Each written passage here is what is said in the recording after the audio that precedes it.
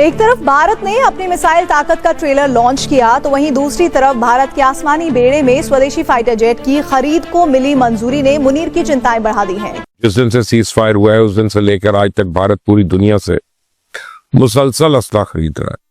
France को 114 नए Rafale तैयारों का इंडिया ने ऑर्डर दिया है। आपने छोटी मोटी एबिलिटी तो दिखाई है आपने, मगर आपके पास उस किस्म की एबिलिटी नहीं है जिस किस्म की एबिलिटी इंडिया के पास है।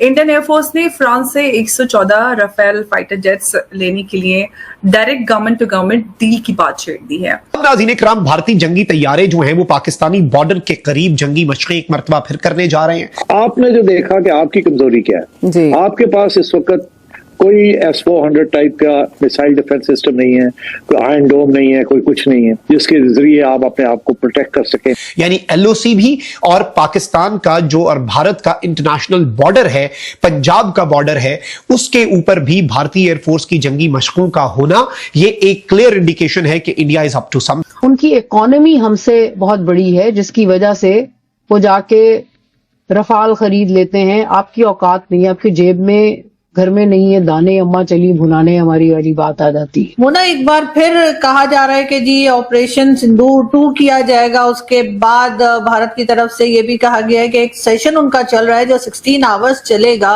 और उसमें वो लोग इस ऑपरेशन को डिस्कस करेंगे। ये भारत है जिसने अपनी जंगी तैयारियों के लिए 70,000 करोड़ रुपया जो है मुख्तस कर दिया जिस दिन से सीज फायर हुआ है। इंडियंस जो हैं इनकी अनयूजुअल मूवमेंट है, ये बहुत तेजी के साथ असला खरीद रहे हैं। इसकी टाइमिंग है वो बड़ी दिलचस्प है। इंडियंस की तरफ से ऑर्डर्स प्लेस किए गए और कहा गया कि आप हमें ये जो ऑर्डर्स हैं ये जल्दी जल्दी आप हमें सप्लाई करें। हम लाते हैं टॉक शोज और अनलिमिटेड एंटरटेनमेंट सिर्फ YouTube पर। अगर आपने अभी तक हमारा चैनल सब्सक्राइब नहीं किया तो अभी सब्सक्राइब करें और बेल आइकॉन को क्लिक करके हमारी लेटेस्ट वीडियोस के बारे में अपडेट जानें। क्योंकि अब भारत के आसमानी फौज में तेजस मार्क 1A की संख्या बढ़ने वाली है। यानी भारत की दोहरी तैयारी पाकिस्तान के लिए क्लियर मैसेज है कि अगर उसने कोई भी नापाक साजिश भारत के खिलाफ रची तो उसका अंजाम पाकिस्तान का संपूर्ण विनाश होगा। ये रिपोर्ट देखिए।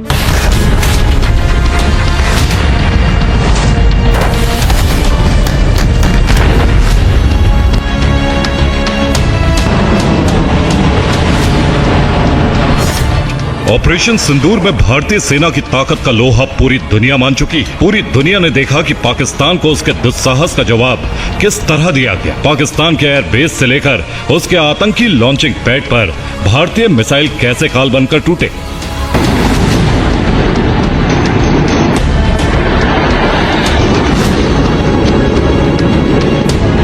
लेकिन इस ऑपरेशन की सफलता के बाद से भारत लगातार अपनी सैन्य क्षमताओं को आत्मनिर्भर भारत के मंत्र के साथ मजबूती देने में जुटा है, जिसका प्रमाण है तेजस फाइटर जेट के लिए फंड को मिली मंजूरी। भारत है जिसने अपनी जंगी तैयारियों के लिए 70,000 करोड़ रुपया जो है मुख्तस कर दिया जिस दिन से सीज फायर हुआ है। उसी दिन से लेकर आज तक भारतीय फिजाइया मुसलसल बॉर्डर के साथ फिजाई मशकें कर रही है। अभी 11 से 13 अगस्त के दौरान भारतीय फिजाइया ने राजस्थान बॉर्डर पे अपनी मशकें मुकम्मल की थी। एक हफ्ते के वक्फे के बाद अब इन्होंने दोबारा LOC के आसपास फिजाई मशकों का आगाज कर दिया। अब आप ही बताएं जंग के शोलों को कौन भड़का रहा है, सरहदों पे इश्तियाल अंगेजी कौन कर रहा है। ब्रेकिंग न्यूज ये है कि भारतीय सेना आज खलीज बंगाल में अपने लॉन्ग रेंज मिसाइल का तजुर्बा भी करने जा रही है और इस मिसाइल की रेंज कोई 1,000-2,000 किलोमीटर नहीं बल्कि 5,000 किलोमीटर तक बताई जा रही है। तो इंडिया के तेवर तो बता रहे हैं कि पाकिस्तान पे हमले के लिए मानसून खत्म होने का इंतजार भी नहीं करेगा। वो 42.5 स्क्वाड्रन है और आज ऑपरेशनल स्ट्रेंथ है 31 स्क्वाड्रन और 2 स्क्वाड्रन जो मिग की है MIG की वो रिटायर होने वाली है बाई सितंबर अगले महीने। तो इंडियन एयरफोर्स की स्ट्रेंथ हो जाएगी 29 और ये 29 is the lowest level of जो स्ट्रेंथ है इंडियन एयरफोर्स की, उतना हो जाएगा।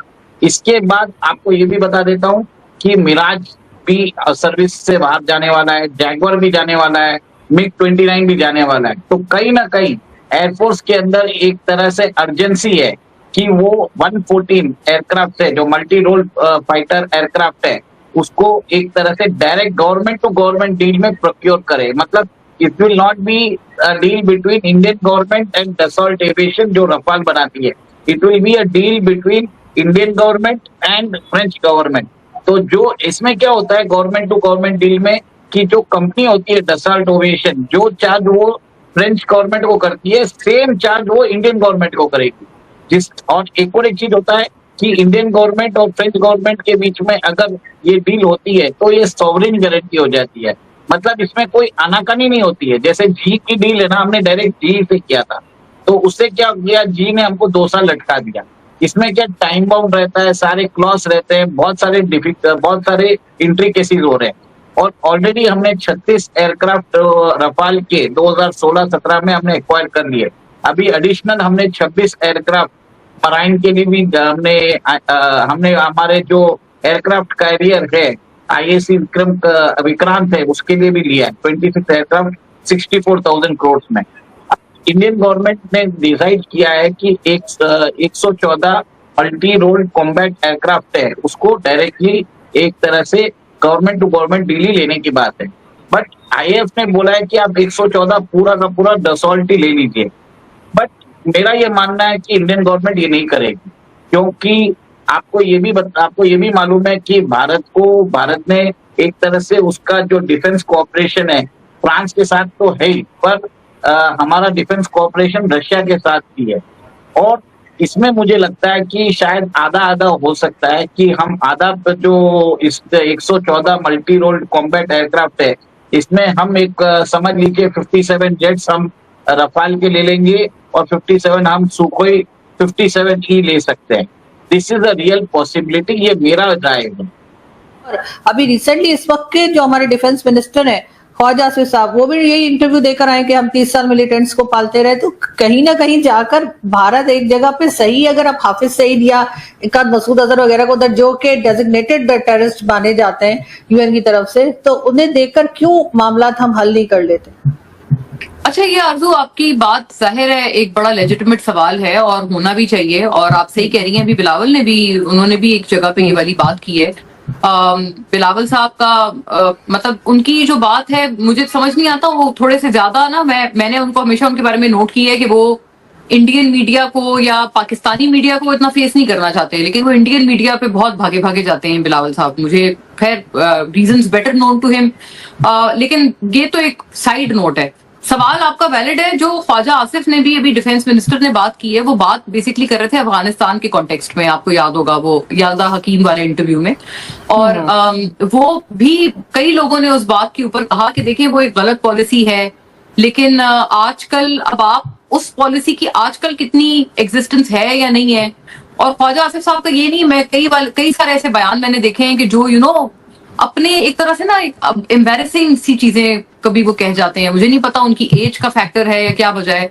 जैसे अभी थोड़े रोज पहले उन्होंने ये बयान दिया कि जी हमारे मदरसों के बच्चे जो हैं, आपने देखा होगा ये इंडिया वाले कॉन्टेक्स्ट में ही, उस पर भी इंडिया ने बड़ा शोर मचाया। उनको मचाना चाहिए था, वो ठीक बात थी कि एक बड़ी नेगेटिव सी स्टेटमेंट थी ना कि हमारे जो मदरसों के बच्चे हैं वो भी हमारी लाइन ऑफ डिफेंस है। तो ये भी एक अजीब मायूब सा बयान था। फिर उन्होंने एक जगह बात की कि एक सेकंड आपकी आवाज रुक गई थी। आप ख्वाजा आसिफ साहब ने मदरसों के बारे में क्या कहा? जी मैं कह रही थी मदरसों के बारे में भी ख्वाजा आसिफ साहब ने पार्लियामेंट में ये वाली बात एक की थी कि मदरसों के जो बच्चे हैं वो भी हमारे लाइन ऑफ डिफेंस है। उसके ऊपर भी इंडिया ने बड़ा शोर मचाया था, उस स्टेटमेंट को पकड़ा था, वो मचाना भी चाहिए था, अजीब सा स्टेटमेंट था। तो आपको ये वीडियो कैसा लगा कमेंट बॉक्स में जरूर लिखिए। इस वीडियो को लाइक कीजिए, शेयर कीजिए, सब्सक्राइब करना ना भूलिए आपके चैनल EFC.Z को। तो मिलते हैं अगली वीडियो में। जय हिंद।